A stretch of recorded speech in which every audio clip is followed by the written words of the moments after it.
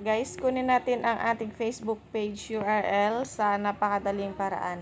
Buksan nyo lang guys ang inyong Facebook account, yung main Facebook account po.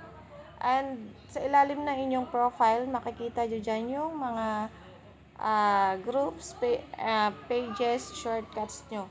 Hanapin nyo lang guys yung Facebook page na gusto nyong makita yung URL. For example guys,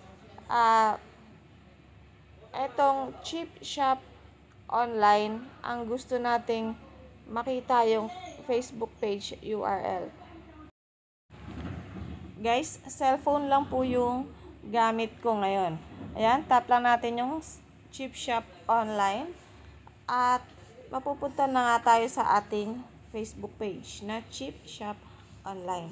Scroll up nyo lang po, scroll up. And sa may bandang taas, may makikita kayong search bar. Ayan po yung nakabilog, yung ating search bar. At tap nyo lang po yan para mapunta tayo dun sa browser. Ayan na guys, pag tap natin, ayan ang automatic lalabas.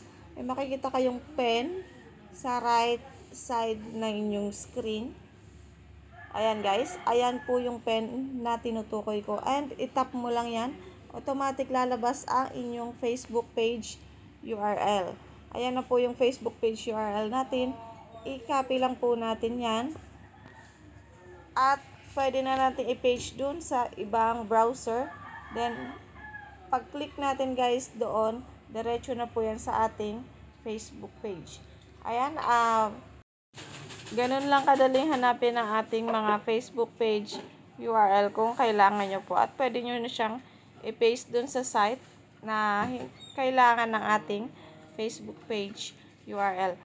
Ayan guys, sana nasundan nyo and pa-like na rin guys ng video na to and pa-subscribe na rin po ng aking channel.